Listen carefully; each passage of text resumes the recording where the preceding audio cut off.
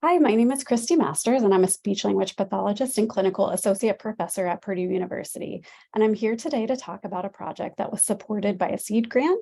And the title is It's Never Too Soon, Intercultural Learning for Undergraduate Students in Communication Sciences and Disorders Programs. My co-author is Dr. Alatha Krishnan, audiologist and clinical professor emerita at Purdue. In addition to acknowledging Silmar, we had great support with others from Purdue to help with the data analysis. And so I just want to acknowledge them here because we really could not have done that without them. I'll start with a brief overview of how we got here. We really saw this great need for students to have intercultural learning opportunities within the speech language and hearing sciences department. And we did offer study abroad for several years and saw growth in those students with intercultural learning from that opportunity. But really, we only had the capacity to take a certain number of students on study abroad trips, and not all students had that opportunity. So we really wanted to figure out how can we offer these intercultural learning opportunities for a broader group of students. And so how could we ensure that all students start on their cultural learning journey as early as possible? And one of the things that we talked about was teaching it or addressing it during our introductory course for speech language and hearing sciences, which is Introduction to Communication Disorders. It's a 100 level class, and it's required for anyone that is majoring in speech language and hearing sciences. And we really wanted to think about how and when we introduce it to students in our program, and figuring out if the methods we're using are effective so that we can make changes if needed. And when we think about intercultural competency, we know that it is complex and there's not a single tool that is best to use. We do know that a methods approach is best using quantitative and qualitative data measures when we're measuring it. And there are several tools that can quantitatively measure student growth, and these are just a few examples. We did choose to use the Intercultural Development Inventory, or the IDI, and one of the reasons we chose it is because it has been extensively studied across diverse cultural groups and shown to have strong content and construct validity and reliability. And it's available online to students, and it's a 50-question survey that they can, again, access easily online. Another reason we chose the IDI is because it's based on a developmental model. So as you can see here, it kind of moves from left to right, from denial, polarization, minimization, acceptance, and adaptation, depending on where the individual falls with their score. It determines which orientation they fall into. And so someone with a denial mindset may not notice cultural differences, or they avoid them altogether. Those in polarization may have a judgmental mindset when interacting with people from different cultures. They may use an us versus them approach. Those that fall into minimization are focused on cultural similarities usually, and they ignore the cultural differences.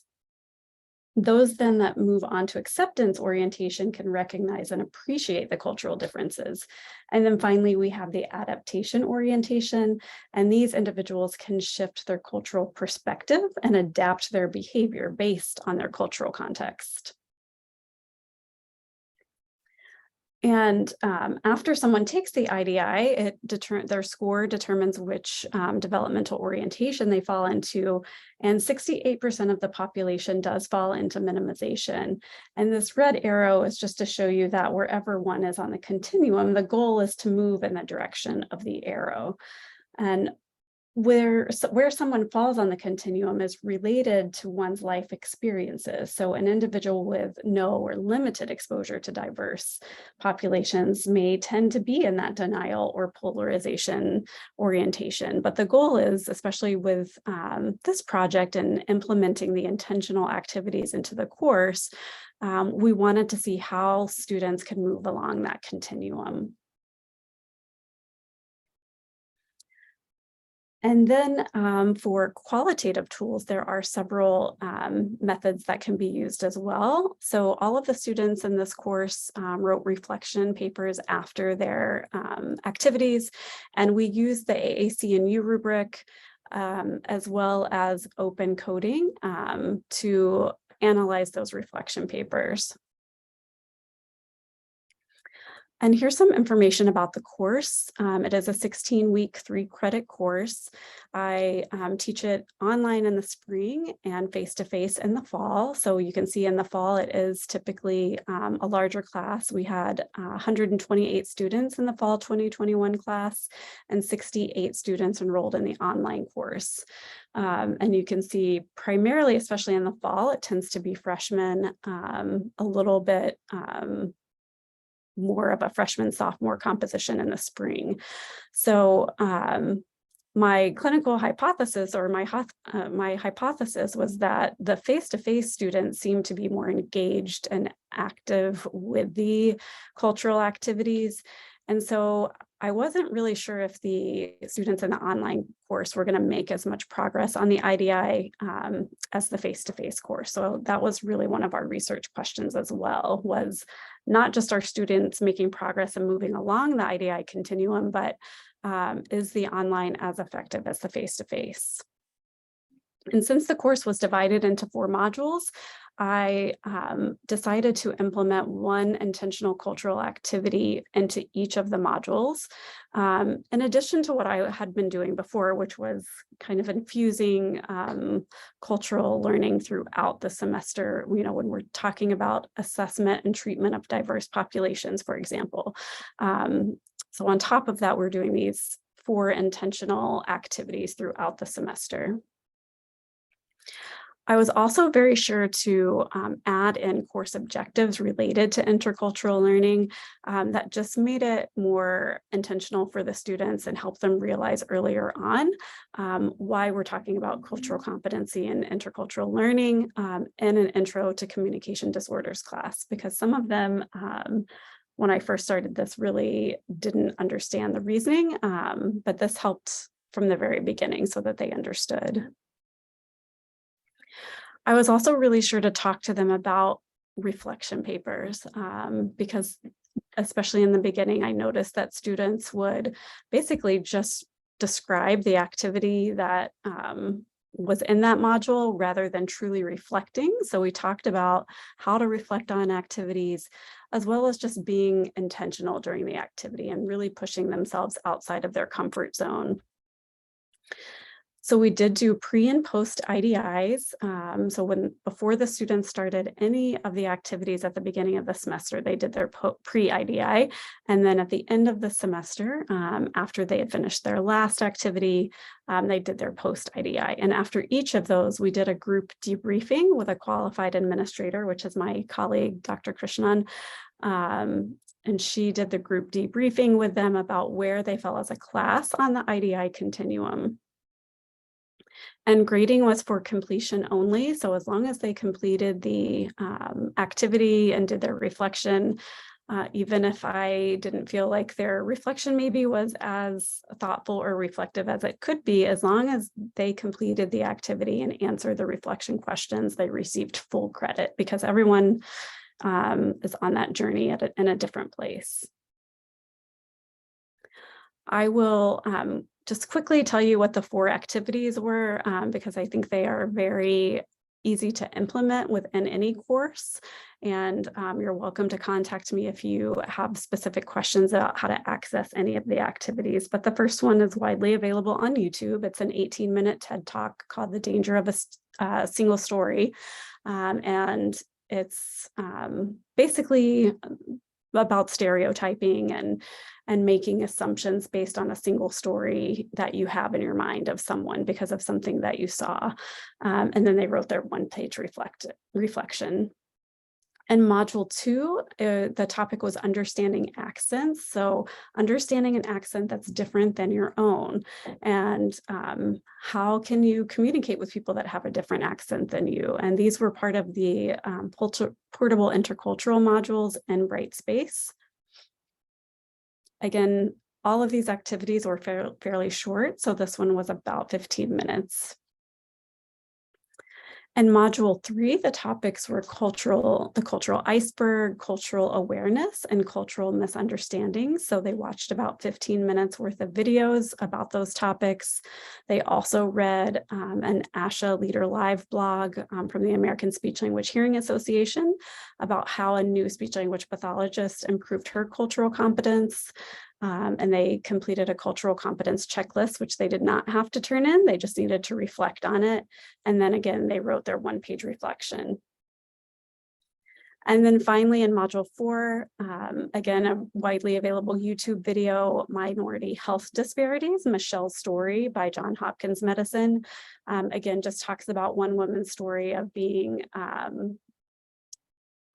part of a health disparity and kind of her actions that she took to help manage that disparity in her community.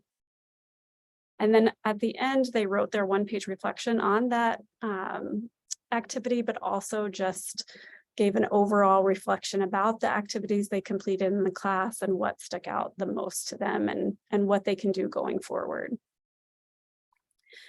And so here are the pre and post scores for the online and the face-to-face course. And there was a significant increase in both the online and face-to-face. So it was very reassuring to see that even in the online course, there was a significant increase. And so more students moved into minimization and high minimization by the post IDI score. And so again, showing that both modalities were effective. And then I just included a little bit of qualitative information, some of the themes that came out of the coding from the reflection papers. One of the themes was commitment and professional responsibility to understand other cultures. Another theme that emerged was just metacognitive thinking and growth mindset. And one of the quotes from a student about that. And then finally, cultural sensitivity and positive attitude was another theme that emerged.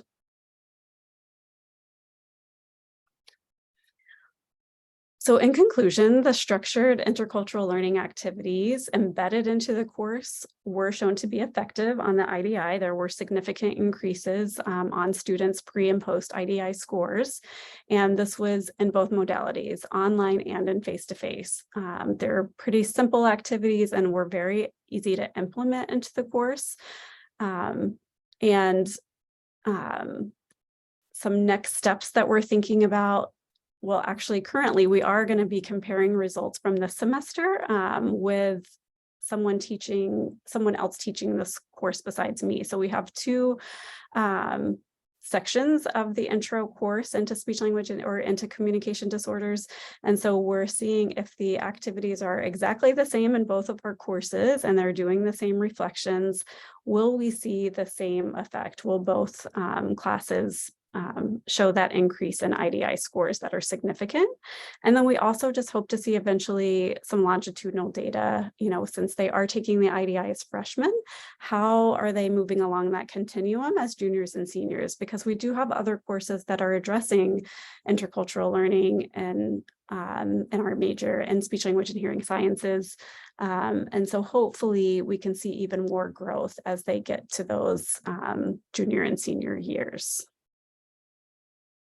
And so references can also be provided if you have any questions at all, and you can email me at masterc@purdue.edu. So thank you for your time.